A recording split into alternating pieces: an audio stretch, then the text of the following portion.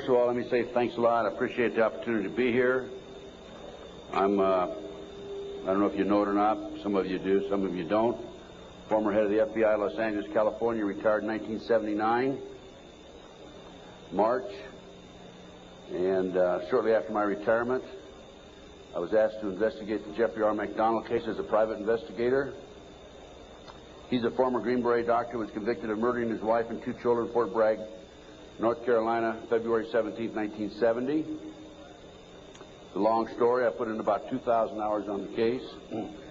When the case first began, my investigation first began, I told Dr. McDonald that I would investigate the matter for him. He had just been convicted and was sentenced to 3 consecutive life sentences. I think I'm going to sneeze.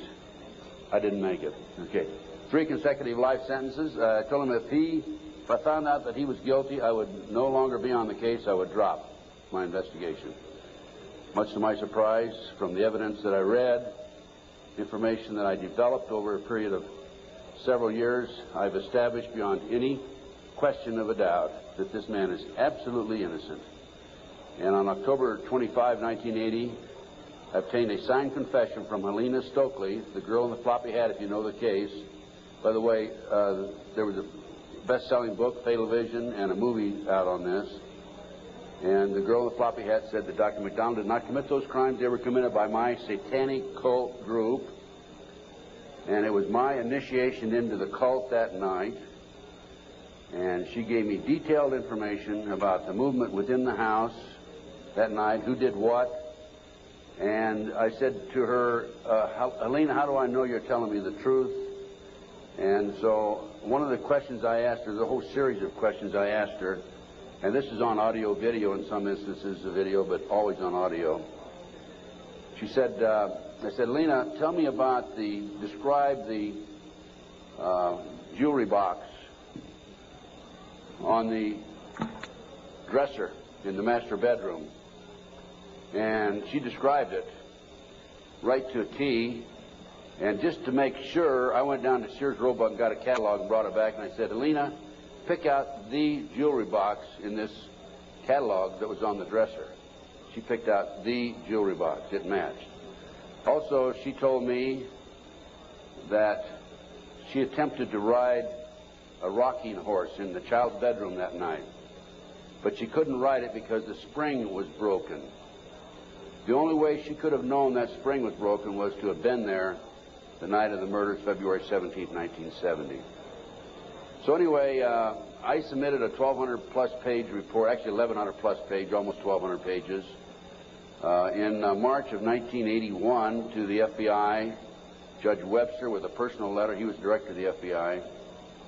And I said, Judge, I believe this man is innocent, and he'd run out of money, and, you know, I'd continued to work it as I usually do. And I think that the FBI should continue along the lines of my investigation. And much to my surprise, I started receiving, by the way, it also went to the FBI and to the U.S. Department of Justice, the Solicitor General's office. And much to my surprise, my witnesses, my 19 new witnesses, including Helena Stokely, started calling me and saying, hey, Ted, the FBI has interviewed me. They're trying to get me to recant. And I'm saying to myself, that isn't the responsibility of the FBI. The FBI is supposed to gather information, not destroy it. And that was my first clue that we had a serious problem in that case. And then I continued on, and I had a number of other cases that I handled privately. And in each instance, I noticed evidence was lost, destroyed, stolen. I noticed that there were strong indications of corruption. So I asked myself, now what's going on here? And over the years, I started gathering material until about 2 years ago. Up until about 2 years ago, I kept saying there's a loose-knit network operating in this country involving drugs, pedophilia, pornography, prostitution, corruption, et cetera, et cetera. 2 years ago, from my research, I'm convinced it's much more serious than that. It's more than a loose-knit network. It is a conspiracy. And you know how the news media comes after us and we use the word C, conspiracy, that C word, well, they can come after me all they like, because I guarantee you right here and now we do have a conspiracy, and I'm going to prove it to you here today. Now, one of the things that convinced me and really got me started in this regard, by the way, this conspiracy involves pornography, drugs, corruption, involves pedophilia, involves organized child kidnapping rings, the finders out of Washington, D.C., CIA cover, covert operation, involved in the international trafficking of children, terrorism, bank accounts, and it goes on and on. By the way, I strongly urge you to go to my booth after this lecture and get my research, my book and my research on missing children. We're going to go into that a little bit in the lecture. But my missing children lecture documents that the finders, an organization in Washington, D.C., the CIA front. It's a covert operation. They're involved in international trafficking of children. And I have a U.S. Customs report, official U.S. Customs report, in my book on the missing children. So I urge you to get it. It's only $10. Now, if you buy any of my products, any of my research, I beg of you, I don't want you to buy it unless you make a half a dozen copies and send it to your friends, okay? The name of the game with me is not copyright. I could care less about copyright. The name of the game is education, education, education. We need to know what's going on in this country today. So anything, any of my research that you buy, please make copies and get them out to your friends. That's what it's all about. After one of my lectures, here's about 2 years ago, this is why I changed my mind from and using the word Loose-Knit Network to conspiracy. After one of my lectures, a gentleman came up and gave me a book. He said, Ted, in fact, that lecture was specifically on the McDonald case. Ted, here's what it's all about. Take this book and read it. And this is the book, folks. It's called Pawns in the Game.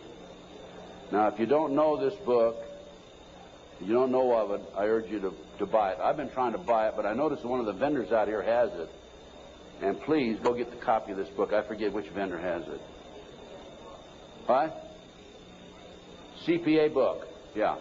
I noticed they had 3 copies. Are you with CPA book? Huh? Richard Flowers is CPA. Richard Flowers. Go get this book when it's over and order some more copies. I'm going to order some myself and start selling them in my flyer. Anyway, it's called Pawns in the Game, and it's by William Guy Carr. William Guy Carr had the same problem I did. He wanted to know what's going on in America and around the world. He was a Canadian, however, and as a result of his research, he wrote this book. So we have the Illuminati.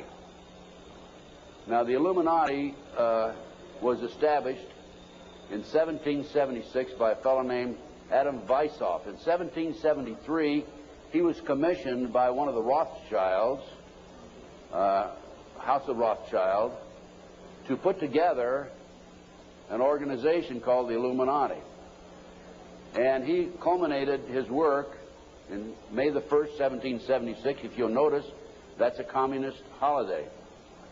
And we're going to have to move along pretty fast. This is actually a 4-hour lecture I'm going to give you today. We're going to do it in probably an hour and 15, 20 minutes. But some of his goals, and the goals that he was commissioned to set up, there were 25 of them. And here they are right here. Here's the beginning of it right here.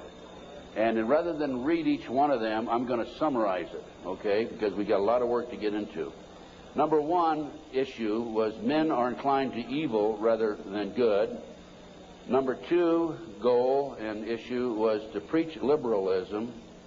Number 3, use the ideas of freedom to bring about class wars.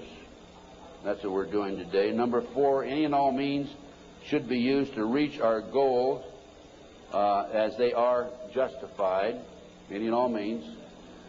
Number 5, their rights lie in force. We're talking about the Illuminati rights lie in force. Number 6, the power of our resources must remain invisible until the very moment when it has gained the strength that no cunning or force can undermine it. And if you will notice, it's been very few people know about the Illuminati, so they have maintained their invisibility until most recently. Number 7, advocated mob psychology to obtain control of the masses. Number 8, use alcohol, drugs, moral corruption, and all forms of vice to systematically corrupt the youth of the nation. I mean, I don't need to document that one. How about South Central L.A., CIA drug operations coming in there? How about Mena, Arkansas? Drugs coming into this country, arms and munitions going out. If you don't believe me, talk to Terry Reid, talk to Chip Tatum, talk to some of these other individuals who I personally know. During the recent, last fall actually, drug hearings by Mr. Arlen Specter, Senator Arlen Specter, one of the big phonies of Washington, D.C., the magic bullet theorist, I watched those hearings, and I couldn't believe the mamby-pamby, weak witnesses he brought forward, people that really had no direct knowledge of the drug operation. And that hearing was about bringing drugs into South Central L.A. by the CIA. I sent him a list of 16 names of people who had personal, direct knowledge of drugs being brought into this country by the CIA. Never heard another word. None of those people ever appeared as witnesses. I might also mention in Oklahoma City, I sent my report, copied my report back to the committee. I sent them a fax and said I had information which would be vital to your investigation of the Oklahoma City bombing. That report, by the way, is also available to you. I urge you to buy it. Never received a response. Number 9, seize property by any means. We're seeing that on a daily basis. Farmers, businessmen, people who are arrested on nebulous charges, their property's being taken away from them. Here's an example right here. This lady right here, she lost everything. Everything. They've come out and raided her house twice, Linda. Twice, Linda. This lady had a house that she bought before her marriage. It was in her name, and they seized it. She no longer has that house. Number 10, deal with the use of slogans such as equity, liberty, fraternity into the mouths of the masses in psychological warfare. Boy, if that isn't Bill Clinton, I never saw it and never heard it before.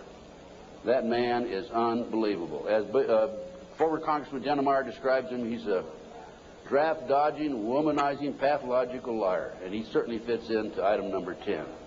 Number 11 dealt with war, number 11 theory and goal. In 1773, Adam Weishaupt set down policies that were publicly announced in 1939, folks. 1773, publicly announced 1939 by Britain and the United States.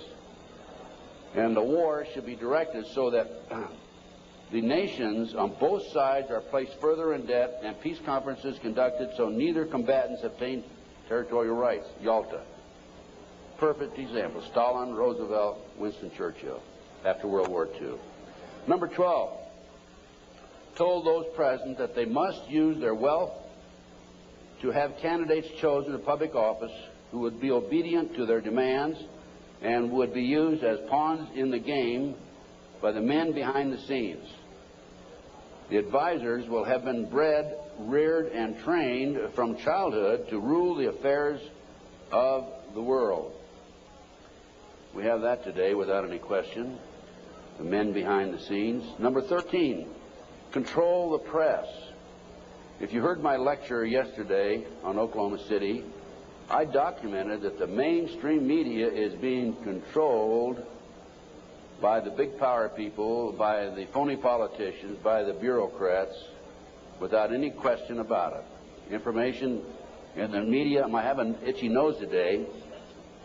Maybe I'm going to kiss a fool or something, okay? We have a documentation of that, and I have that in some of my lecture material out here and also my books. Number 14, their agenteurs will come forward after fomenting traumatic situations and appear to be the saviors of the masses when they are actually interested in just the opposite, the killing of the masses. The riots in Watts, the riots in South Central L.A., folks. Number 15, create industrial depression and financial panic, unemployment, hunger, shortage of food. Use this to control the masses or the mobs, and use the mobs to wipe out all those who dare to stand in the way. Well, I'll tell you right now, every expert I've talked to is talking about food shortage. And it's coming, I'm convinced. And we also know about the market crashing here in October. I had a market specialist on my radio talk show, and if you don't listen to my show, I urge you to, because it's a real good, solid education for you.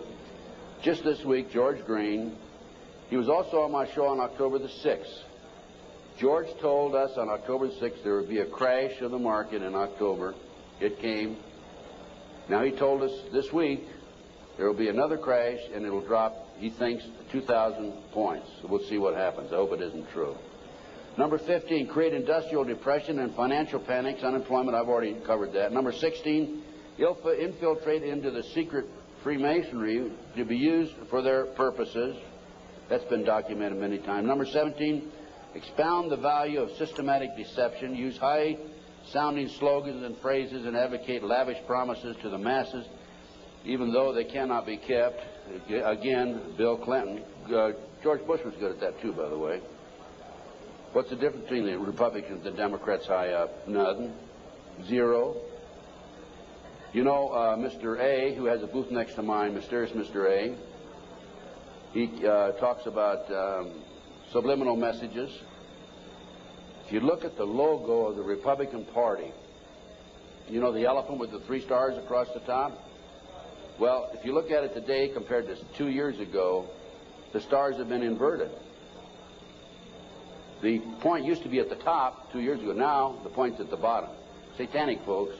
I can't say for sure, but that's a subliminal message. Inverted stars. Number 18, detail plans for resolution. Discuss the art of street fighting, which is necessary to bring the population to a speedy subjection. Number 19, use their agentures as advisors behind the scenes after wars through secret diplomacy to gain control. Number 20, establish huge monopolies toward world government control. We're seeing that today, the huge monopolies. Number 21, use high taxes and unfair competition to bring about economic ruin by controlling raw materials, organize agitation among the workers, and subsidizing competitors. GATT, NAFTA. Number 22, build up armaments with police and soldiers sufficient to protect our interests. A few years ago, we had 11 federal agencies that were authorized to carry sidearms, firearms. Now we have 39. Number 23, members and leaders of the one world government would be appointed by the director. Okay, Presidential Directive 25 allows the president, by the way, this is classified, secret, not available to the general public, allows and orders that the President of the United States, in the event of a conflict or a crisis in this country, transfers the power, his powers, over to the Secretary General of the United Nations. Number 24, infiltrate into all classes and levels of society, of government, for the purpose of fooling, bemusing, and corrupting the youth members of society by teaching them theories and principles that we know to be false. This is the outcome-based education program being shoved down our throats by the United Nations. Number 25, national and international laws should be used to destroy civilization. There's talk about the world population being decreased to 500 million, the United States population being decreased to 20 million. And we look at the war that we had in the Gulf War syndrome. Look at the people that died there. There were 700,000 troops, American troops there. 4/5 of them today cannot even do a push-up because they're so ill and so sick. They've been washed out of the service. We have a new army, basically. And the story goes on and on. Okay. What are we talking about here? There's a considerable overlap in the United States from the various groups, organizations, individuals, whatever you want to call it. But one of the driving forces behind this movement, the Illuminati, is the satanic cult movement in this country today. Now, when Alina gave me that signed statement, I said, what in the world is this all about? I don't know anything about Satanism. I'd heard the word, and that's about it. From the Bible, of course. So I began my little journey forward. And one of the matters that I developed information about was an individual I learned about was Aleister Crowley. He likes to have his name pronounced Crowley to rhyme with holy. And the Satanists today, and for the number of years in the past, have basically used his philosophy and his writings as a guide. And so let's talk about some of his writings and teachings. And here we have of the bloody sacrifice.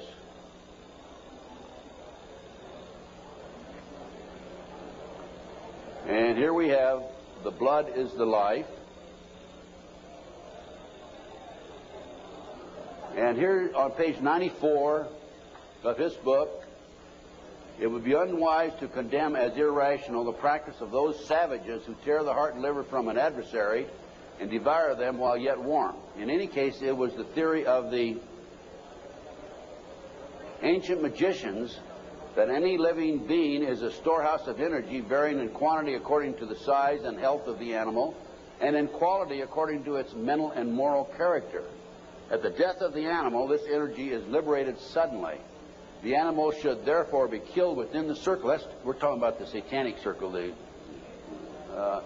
or the triangle, as the base may be, so that its energy cannot escape. An animal should be selected whose nature accords that with that of the ceremony. Thus, by sacrificing a female lamb, one would not obtain any appreciative quantity of the fierce energy useful to a magician who was invoking Mars. In such a case, a ram would be more suitable, and this ram should be virgin. The whole potential of its original total energy should not have been diminished in any ways. And now listen to this sentence, folks, closely. For the highest spiritual working, one must accordingly choose that victim which contains the greatest and purest force. A male child of perfect innocence and high intelligence is the most satisfactory and suitable system. We're talking about human sacrifices. There are, in my estimation, over 3 million practicing Satanists in America today. Now, how did I come up with those figures? I have informants. I have an informant in South Central L.A., population of 200,000, told me there are 3,000 practicing Satanists in that area. That's where the famous, well-known case, McMartin case on the preschool took place. I have an informant in Lincoln, Nebraska, told me 3,000 practicing Satanists. Lincoln, Nebraska, town of 200,000. South Bay area, Manhattan Beach area, about 200,000. How much time? I get more than an hour today. So just crank up your cameras. Huh? I'm going to take an hour and a half. Okay? I'm going to take every minute I can give to you folks, because you need to soak this into your brain. Iowa City, Iowa, town of 150,000. 100,000, 1,500 informants. That averages out about 1.5% of the population. Anyway, this is, we're talking about human sacrifice.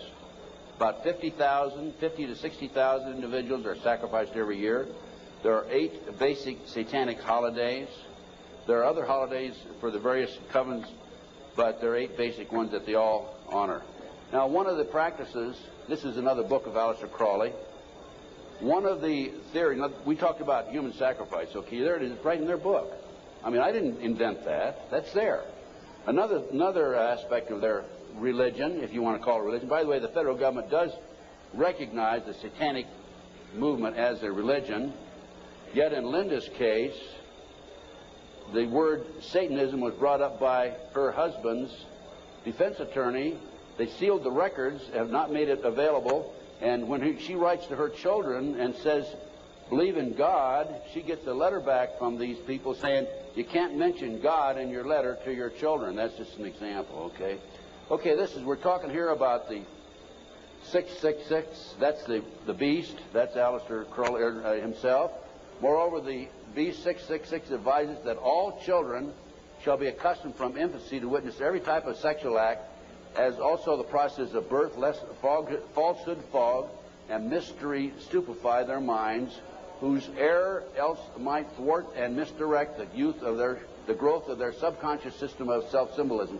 What we're talking about there is children from birth being exposed to sex.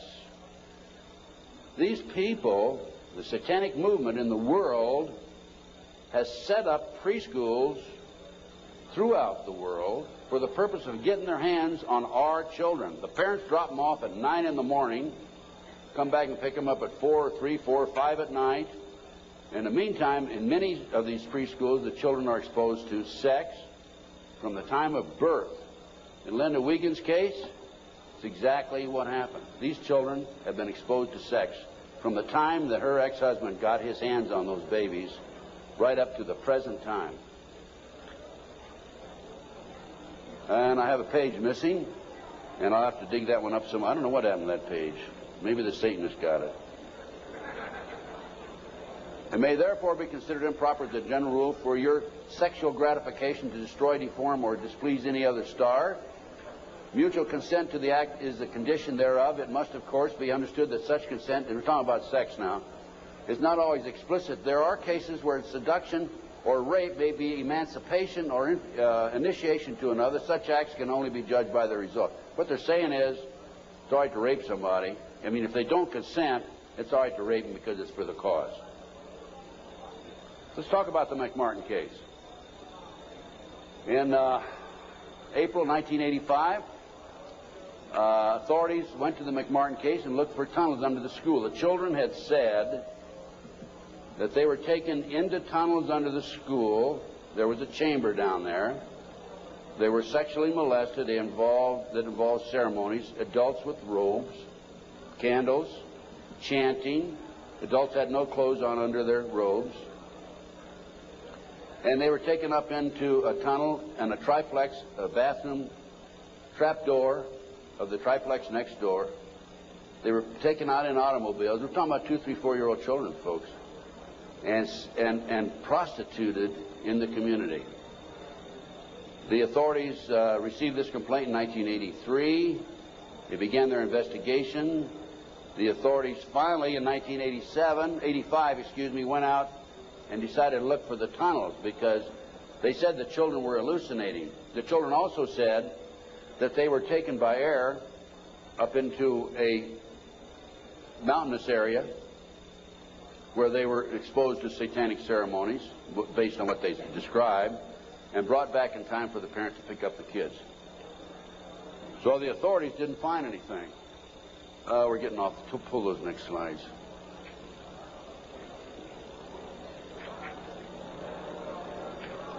Well, I'll tell you what. In the spring of 1993, I heard that the property of the McMartin School had been sold from the McMartin family to the defense attorney, actually given to him. He didn't make enough off the county. His bill was only $3 million. And from there, he said he was broke, and he sold it to a contractor. The contractor was going to build an office building on the space. And I heard that the contractor had this property, and so I went out and contacted him. And I said, "Dear sir, I would like to have access to that property." He said, "I'll give you 2 weeks." I signed a contract, assumed liability, and along with some of the parents, we hired an archaeologist from UCLA, Dr. Gary Stickle, knowing full well that I'm not qualified to say there's tunnels under there, even if I found them. And we began our dig. At the end of 2 weeks, I had to stall, because Dr. Stickle was not quite ready to admit there were tunnels. It took us 34 days. At noon the 34th day, with the bulldozers, with their motors running, ready to knock the building down, he was going to knock the building down and then build this office building, Dr. Stickle said, "You know, I can say without any question right now, there have been tunnels under the school. They were filled in." Now, I'm going to show you the documentation on the tunnels. This is it. No, keep it there. Keep that there. This is the what we found. This is a preliminary report. I have a 186-page scientific report available to you out here if you're interested, by the way.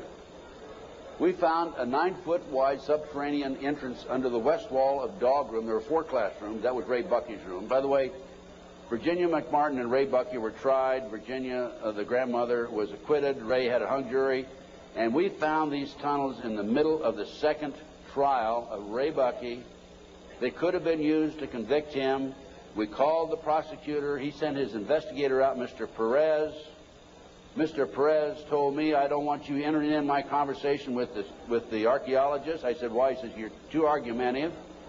And I said, well, okay, you go in and talk. I'll just keep my mouth shut.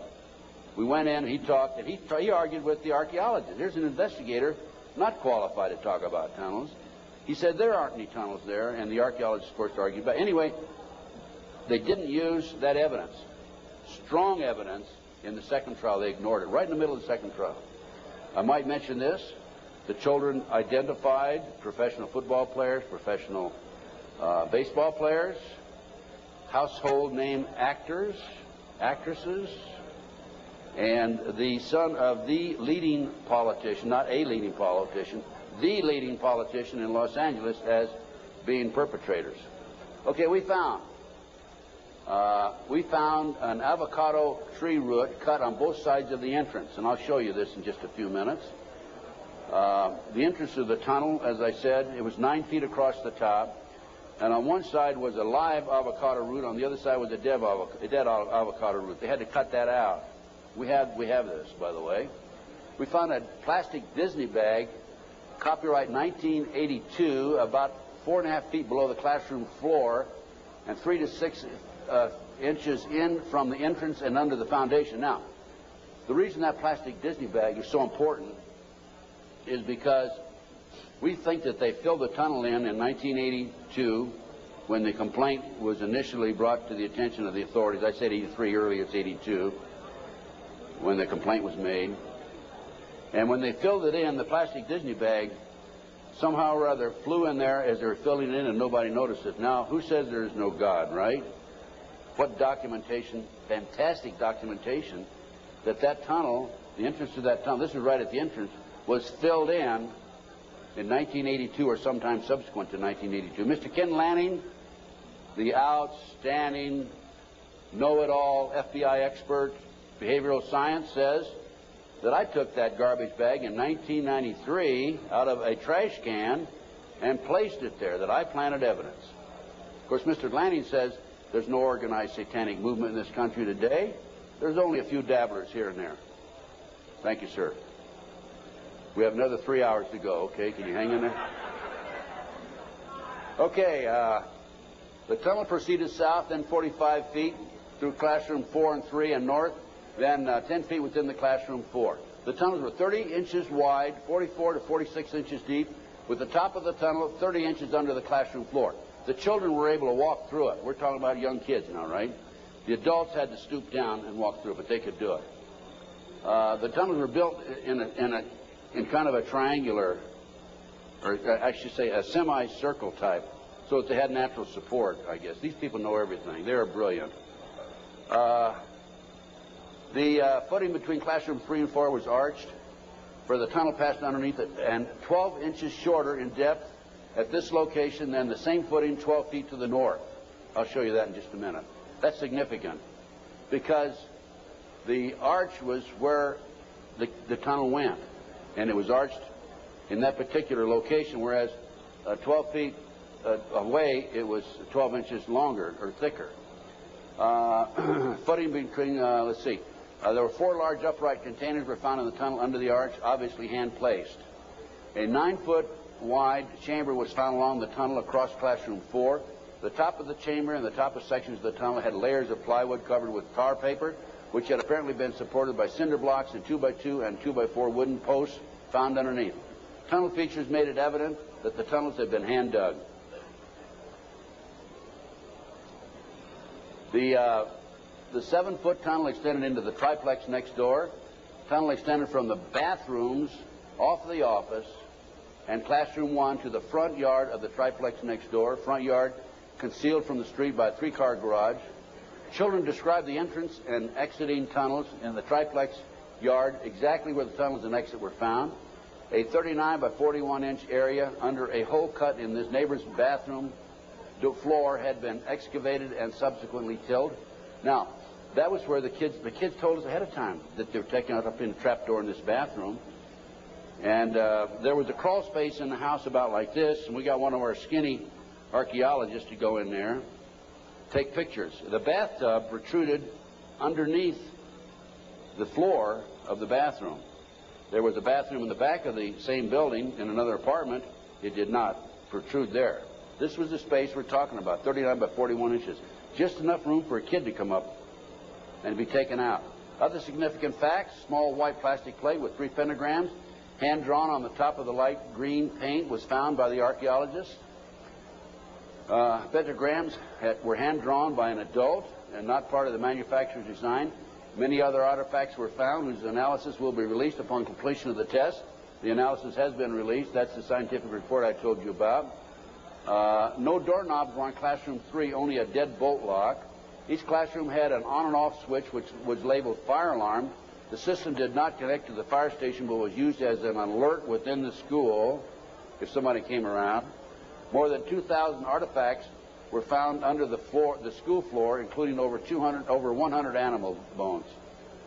Due to the constraints and time constraints and so forth, we had to discontinue the process on noon the 34th day. By the way, this cost us, a lot of people donated their time. It still costs us money. It cost us between $55,000 and $60,000.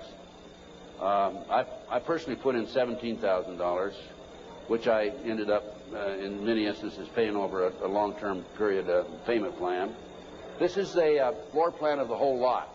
There is, right there, the building itself. This is the entrance, the concrete slab, a vacant lot there. This is a yard. And here's the avocado tree we're talking about. And here's the entrance right there. Now here is the tunnel. It came in here, extended here, and here's the chamber across here. We think, but didn't have time to explore this, the tunnel went up here. Now we definitely were able to come up with it here, right here, and it came into the bathroom over here. Okay. There's the entrance. 9 feet across here. I'll show you a diagram in a few minutes. There's the avocado tree. Those roots are live. Over here we had a dead avocado root. Okay, next.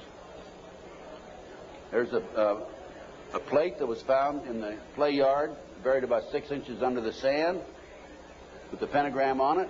That's right. And here's a diagram of the tunnel. This is the entrance of the tunnel. Now that's the floor, the footing for the classroom 4. Here's the plastic Disney bag, was located right there, partially under the footing and partially out. And this AF means artificial fill. And this was the shape of the entrance. Okay.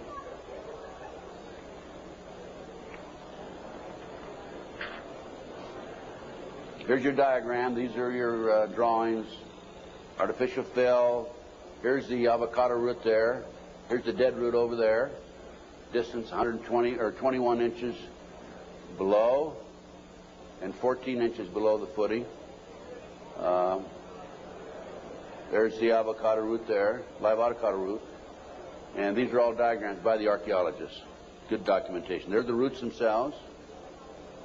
That shows you the size, 2 centimeters. Next. There's the plastic Disney bag. Turn it over. There's the plastic Disney bag. Disney, classroom 82, 83. Sandwich bag. It was a sandwich bag. This shows the arch of the tunnel. Now, the school was built in 1966, which means the foundation was laid then. And here's your arch. And this is from classroom 4 here into classroom 3 over here. And it was 12 inches higher over to the left. Go ahead. There's yours truly looking up. This was in classroom 4, as I recall, and this is where the tunnel extended, right along here. Now, the reason the tunnel's been filled in, you have to understand that, and the reason the archaeologists could say that they were filled in is because the texture of the dirt that had been filled in was different than the natural texture. Okay. Let's turn it off for a minute. In addition to the tunnels, I developed information that an abandoned satanic site was in Crestline, California. Crestline, California is in the mountains. The kids said, remember a few minutes ago, they were flown by jet, or flown, they didn't say jet, into the mountains. There's an airport 10 minutes from the McMartin Preschool. It's Hawthorne Airport. There's a landing strip in Crestline. I heard about this abandoned satanic site, and I went up to the site, took pictures. And this is what by the way, before I go on with this, I called the prosecutor in the McMartin case. And I told her, hey, I think I know where the children were taken. If they weren't, it's certainly worth looking at. And I will be glad to make this information available to you. And if you want to have the children go up and look at this abandoned satanic site, we can. She said, we're not interested. They weren't interested in hardcore evidence, the tunnel. They weren't interested in this abandoned satanic site. Go ahead. This is what we found. 666, one of the satanic signs. That's a stone on the site. The house had been up here. The day after the McMartin case broke in the news, the house burned to the ground. And it was here. The street's on the other side of the hill. You cannot see the site, this area down in here, from the street. You have to go in, would have to go in through the house and come down. And this, you can see it's quite elaborate. There's my associate, Judy Hansen, who works with me in L.A. And next. This is looking at the opposite direction of the picture we just took. And you can see there's San Bernardino down in there. And you can see that on the side of a mountain like that, nobody's going to find it unless you fly over with a helicopter. That's probably an altar, flattened stone. Also an altar, another altar that had been broken. This is, of course, you recognize the star.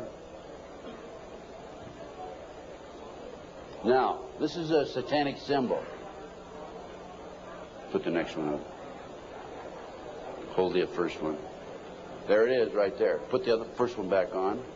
Now overlay them. Turn it around that way. Okay, any question about that, folks? No. Well, let's read what that says.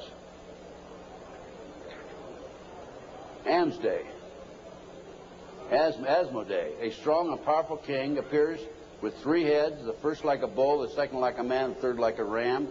He has a serpent's tail, the webbed feet of a goose, and he vomits fire. He rides the infernal dragon, carries lance and pennon, and is the chief of the power of Ammerman. He must be invoked, be bareheaded, or otherwise he will deceive. He gives the ring of virtues, teaches arithmetic, geometry, and other handicrafts, answers all questions, makes men invisible, indicates the place of concealed treasures, and guards them if within the domain of the Ammerman. Oh, what do we got here? Another satanic symbol. You think that wasn't a satanic site? Overlay it. Okay. Is that it? The other way around, isn't it? Yeah. Flip it around. Okay, there you go. Okay, now let's read what that sign means. That is the seal of Amsman scale. I guess that. No, that's the wrong. That's the one before. Belial, a mighty king, created next after Lucifer, appears in the form of a beautiful angel seated in a chariot of fire and speaking with a pleasant voice. He fell first amongst the superior angels who went before Michael and other heavenly angels. He distributes preferences of senatorships, causes favors of friends and foes, and gives excellent families. Familiar. He must have offering and sacrifices made to him. Next. And there's another satanic sign. I couldn't make that one out, so I couldn't match it with anything. obviously. Here's some ovens.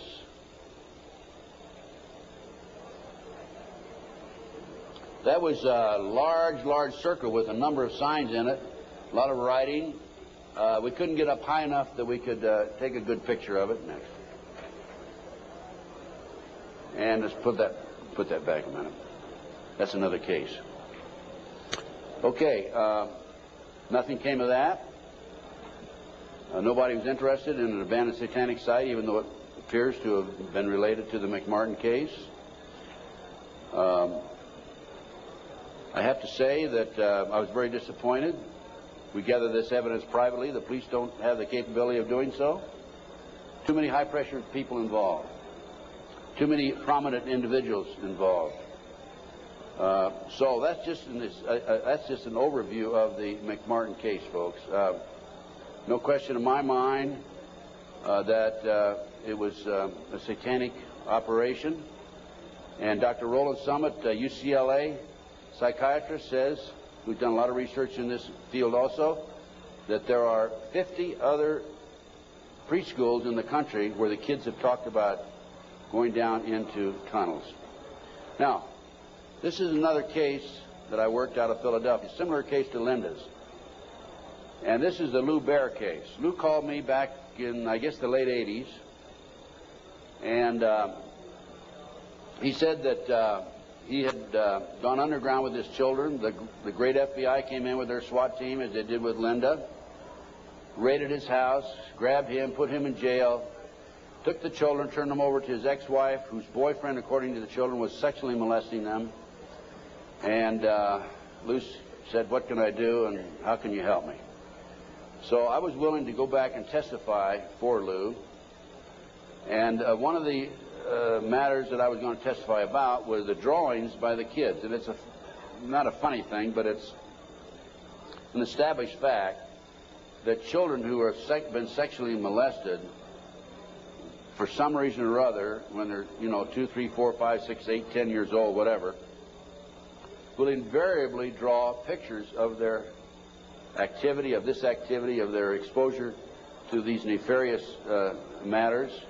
Invariably they do that. Now, when I was that age, I was drawing cars and airplanes, and the girls were drawing flowers, right? But these kids invariably will draw these pictures. As you can see from Linda's case, she has pictures at her booth that her children have drawn. Now, I was going to go back and testify for Lou, and I was going to say that based upon my reviewing the pictures drawn by the children, they've been exposed to a satanic activity. This is the most telltale of all the pictures. I'm going to show you a series of them. This is a totem pole with a goat's head at the top. Children at the various highest level. I understand, again, I say I understand because I'm not sure, because there's so much secrecy involved in the satanic movement. 8, 10 layers of classes of people within themselves, like the dabblers on up to the very highest level.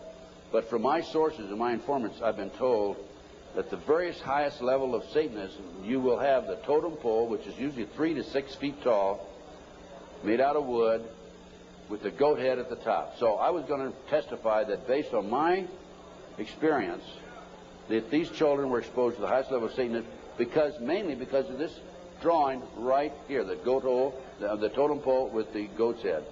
The judge would not allow me on the witness stand. I flew all the way to Philadelphia from Los Angeles, wouldn't allow me to testify. These are some of the other drawings. This is a body on a slab, undoubtedly an altar where they sacrifice in blood. The genitals, and let me mention this also, children who have never been sexually molested in a recent study, not a recent study, a study back about 7 or 8 years ago, children who have never been sexually molested do not draw the genitals. Children who have been sexually molested, a high percentage of them draw the genitals, and so children who have been ritualistically sexually molested, a higher percentage will draw the genitals. Little Matt Bear drew a picture of people, a fire, a baby being thrown in the fire, human sacrifice, obviously. An altar, bone, liver, blood, kitty. And another ritual ceremony. Here's trees, people, fire. And another, people have no cloth on, he says. Table, knife, devil. Okay, that's the Lou Bear case. Now, I think we're going to we got just a few more minutes, and I want Linda to take the podium, talk about her case. But I'm going to run through these next slides real fast, Linda. 100,000 children disappear every year per Reader's Digest, July 1982. Next. This is the official U.S. Customs report that establishes the great CIA, under the name Finders, a covert operation, is involved in the international trafficking of children. It's about 9 or 10 pages long. We'll just flip through the pages. If you want to take a look at this report, go to my table and take a look at it. And if you want, please buy it. It's $10. Make copies. Get it out to your friends. Okay, just go real quick. Keep going. Go to the last page. Just flip them and then just go to the last page. That's how long it is. Keep going. And some more. That's it. Okay. The way this case came about is a group of children were seen in a park in Tallahassee, Florida in 1987. The police were called. The men were well dressed. They had a van. Police came out, talked to the kids. The kids said that they were en route to Mexico to a smart school. And the police traced that van back up to the Finders in Washington, D.C. They raided the Metropolitan Police Department, raided the Finders headquarters and also a warehouse. And they found all this paraphernalia. They found information about international trafficking of kids all over the world. The Finder, based on my research subsequent to that, again, CIA covert operation. The customs agent was called into it because of the possibility of pornography, and I guarantee that there was pornography involved. Guarantee, okay? Now, this report, this was his report. Again, this is available, Missing Children, $10 at my booth. This report is the final interview by the customs agent when he attempted to go over and get more information than he'd already developed. Okay, let's just go over this. Leave it there, leave it there. Yeah, leave it there. Okay. April 2, I arrived at the Metropolitan Police Department at approximately 9 a.m. Detective Bradley was not available. He was the detective who was supposed to help him. I spoke to a third party who was willing to discuss the case with me on a strictly off-the-record basis. I was advised that all the passport data had been turned over to the State Department for their investigation. They found passports in the van. The State Department, in turn, advised the Metropolitan Police that all travel and use of the passports by the holders of the passports was within the law and no action would be taken. This included travel to Moscow, North Korea, and North Vietnam during the late 50s and mid-70s. Folks, it was illegal to travel there to those countries during that period. The individual further advised me of circumstances which indicated that the investigation into the activity of the Finders had become a CIA internal matter. The Metropolitan Police report had been classified secret and was not available for review. I was advised that the FBI had withdrawn from the investigation several weeks prior, and that the FBI Foreign Counterintelligence Division, that's the FBI headquarters, by the way, had directed the Metropolitan Police Department not to advise the FBI Washington field office, that's the field office, of anything that had transpired. No further information will be available. No further action will be taken. No action will be taken. The case was closed, and here we have a CIA internal matter. The Finders group, the Finders case organization, was founded by a CIA agent back in the early 60s, and here we are, 1987, still operating. I have the man's name. I have all the information on it. A real quick overview: CIA experiments with mind control on children, MK Ultra. This is an outstanding article. It's available in that same report. Just flip the pages. Keep going. Okay, folks, I'm going to turn the podium over to Linda Wiegand. We have about another 15, 20 minutes, I believe. And Linda's going to talk about her case. This is one of the most classic examples of corruption I have ever seen. And believe me, you can tell from my lecture that I've seen some pretty awful examples of corruption. Go on, Linda. Linda Wiegand, my friend, God bless her. She's a fighter.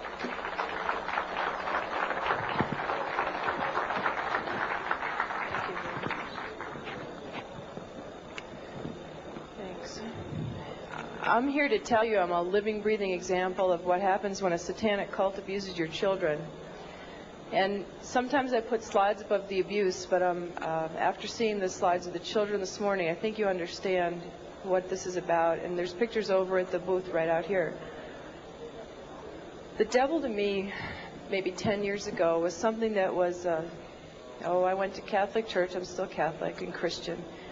I went to church, and the devil was something out there that you didn't want to talk about at night, and you didn't talk about in the dark, and it was just something in science fiction movies. My children disclosed just sexual abuse in early 1993. They were masturbating. They were pulling their pants down at the supermarket. They started having oral sex with my St. Bernard, inserting pens and pencils into the dog's rectum. The behavior got worse and worse and worse. I woke up one morning. I don't usually talk about this stuff. I woke up one morning to the bread, the butcher block that you cut bread on, because I'm a vegetarian, so it wasn't a butcher block. And there was a huge bread knife in the middle of the butcher block with a big pool of ketchup in the middle of it. And that was on my kitchen table. And I said to my children, what is this? Who did this? What does this mean? And my son John said, Mom, this is some of the things that we have to see and that have been done to us. I knew I had a big, big problem, and I had no idea what it was called. I called all over the country. I had children's drawings for the police. My husband was under arrest for sodomy and oral sex with my children. And I had all kinds of drawings that had circles and people with, there was black candles always in the middle of these tables, and all this oral and anal sex pictures. And I went to the Catholic Church and I said, I don't know what this is, but it seems to me these drawings are significant. There are all kinds of symbols I don't understand, and devil heads and goat's heads, and I had no idea I did not know what satanic ritual abuse was. Church asked me if I ever had a psychiatric exam. And I said, actually, I'm completely sane. I just know that there's symbols in these pictures. No one would help me. Even though there was a prosecution going on, they said if you ever bring up satanic ritual abuse, your credibility is lost and you'll just be a kook and it doesn't exist and it's not organized in America. Just focus on child sexual abuse. So I took my children to a child sexual abuse hospital. And while they were being treated, and I had legal custody of my children, and my husband and his lawyers and the judge found out my children were in an expert hospital, they confiscated my house, everything I've ever owned, from my baby pictures to my clothes. I walked away with literally the clothes we had on our backs. Took my cars, my federal post office box mail, my income, my assets. I lost everything by taking my children to an expert on child abuse. It was trying to stop me from what my children could disclose from being uncovered, to try and just break that we had no assets to have my children have medical attention. The children were being treated for sexual abuse, and I had provided all the documentation. And one day the doctor said to me, I need you to come into my office. She said, this is a classic case of SRA. I had no idea. I mean, SRA, is that like an Irish Republican Army thing? I don't know what SRA is. She said, satanic ritual abuse. And she showed me the drawings that the children were doing in her office, and they were of blood sacrifice, of people cutting their arms and dripping blood in chalices, of chalices with devil heads, and on and on and on. It includes group sex. It includes children being killed. And I remember I just felt like my guts were just punched out of my body. I did not know what to do. I didn't know where to go. I called every organization in the country asking for help, children's organizations. And no one wants to acknowledge satanic ritual abuse. And all the child abuse organizations only say that they lobby. They don't actually help people. And so my quest to save my children has taken me here. And as a consequence, and I can tell you here today, there are other mothers who are here today to ask me for help, who have children that were victims of satanic ritual abuse. And it's really hard for me because I'm only one person, and my life has been annihilated, although I have to say it's being rebuilt for the better. But John and Ben, my boys, are 11 and 8, and have lived for 15 or 16 months in the home of a satanic abuser who has been documented as a member of a cult, who 25 people and the state's attorney in Connecticut are investigating and have substantiated sexual abuse and the cult. And yet the governor and no one has been acting to protect my children. So it makes me wonder just how high this goes. But I'll tell you a story about a little boy that affected my life, and I guess it's besides John and Ben, who I always think about and who I want to stop this from ever happening to another child again. I heard a story about a little 8-year-old boy. His mom had taken him to protect him, and they were found. And I had been underground for 3 years, by the way. The mother and this little boy were found. The little boy was taken to a basement. He was crucified alive. First he was skinned. When they torture the children, it causes a physical reaction of the endomorphins in your body to just increase because of the terror and the pain. So when the Satanists drink the blood, they actually get like a chemical, a high, like a drug high from the blood of a tortured victim. And this little boy was found in the basement dead, with no blood, skinned alive and crucified. This cannot happen to any more children. I can't do it alone. My children are there. It's really hard. I need each one of you to know this is not a fairy tale. This is not something out of science fiction. I was a mom who ran a charity and baked oatmeal cookies for my kids. And because my children are victims, I have to stand here and I have to tell you these horrible stories. And I could tell them all day and all night because both Ted and I get letters and calls for people begging for help all over the country right now.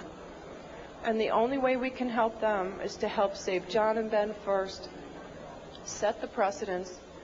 We will not tolerate this anymore, not only to the children, but to our own lives. And we will not tolerate this. We must stand together. And I ask you to please, especially prayer and donations and letters, and help me save John and Ben. And then the rest of us are forming a task force to go around the country and start saving everybody else. Thank you very much.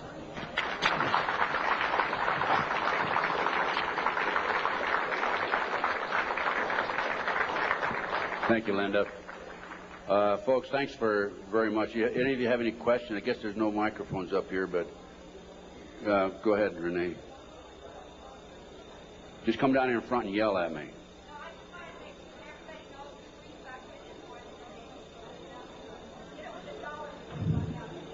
It's immediately behind this curtain on the left, and if you can just go put a few dollars in the basket there, it'll help. What we have now is we have a team of investigators organized in Connecticut. Many of them are working on a voluntary basis. Some are charging a minimal amount, the discount rate. We have attorney fees. We have filing fees to file the civil rights federal violation case against the 4 judges, and the state of Connecticut, which was filed here about 10 days ago, cost us $1,000. We served the 4 judges, 2 attorneys, and the governor with letters just about 2 days ago telling them unless they release the oldest boy back to Linda. By the way, this boy is not the biological son of the ex-husband. He never adopted this child. Unless they release this child back, we're going to file criminal felony charges against the judges and the governor and others in the state of Connecticut. And we're not kidding. We're going to do it, okay?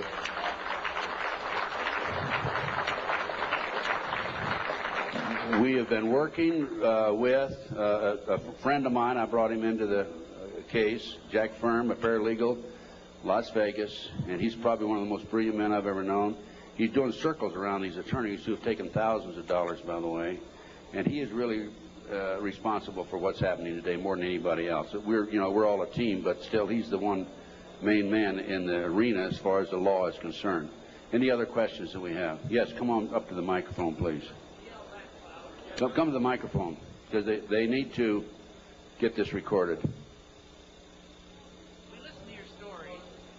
We listen to your stories, and we wonder if this happens to us or our family or anyone. Where would you go, and who would you go to? You quit the FBI. Terry Reid quit. And you implied that the governor, right on down, and, the president and all are crooked at the dog's hind leg. Who would you talk to if you had a problem tomorrow? Who would you talk to if you had a problem tomorrow? Give me a call. I'll help as best I can.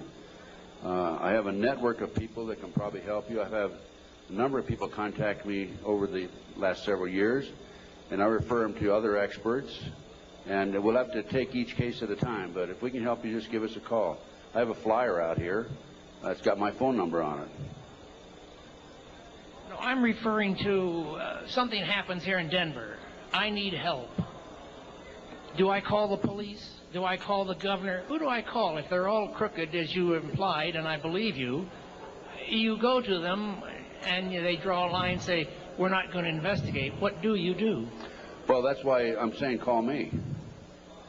Because we have the network of people, and we're in the process of forming a foundation. And we're going to be seeking some money to finance it. And as Linda said, we're going to have a task force that will go around the country and handle these problems. Probably going to be busier than the one-armed paper hanger. But just give us a call. We'll do what we can to help you. We'll try to help you. Can you go to the police? Yes. Go to the police. Make a matter of record. What I suggest you do with the police is go talk to them personally, and then go back and write a letter, confirm your conversation, send it registered mail so you have it on record. Anybody you talk to in these type cases, make sure you have it a matter of record. Certified mail. Yes, question. Yes. Will you name public profile figures that were suspects out in the California case? The people that were named by the children? Can you do that? No, I can't name them because I can't prove it. All I can tell you is what the kids said. And the kids, they basically have said that the children were not credible. And I think if I said anything, I'd be open myself to a lawsuit. I'm not afraid. If I could name them without being sued, I would. But believe me, they're very prominent people. They're household words. What elements of possible satanic abuse do you see in the John Bonet case? Interesting question. What elements of possible satanic activity do I see in the Bonet case? I can't prove it. From the day that case broke in the news until today, I see signs of it, indications of it. The tourniquet around the little girl's neck. One of the practices that they have in their mind control activity and is to take a child right up near death and then bring them back from close to death. I would suspect that that's a possibility here, that they took this child too far and the child passed away. I don't know again, but I'm saying based on my experience and expertise, good possibility of that. I'd say there's a good possibility that, in fact, I'm confident that the family knows much more than what they're telling. The fact that they were not cooperative for a number of months would indicate that. My instincts tell me that. I would have to say she was probably a victim of a pedophile operation or a pedophile ring, which dovetails into Satanism and cult activity. Any other questions? Well, thanks, folks. I enjoyed appearing before you, and I hope you learned something. Go buy some of my research and make copies and pass it out. Education.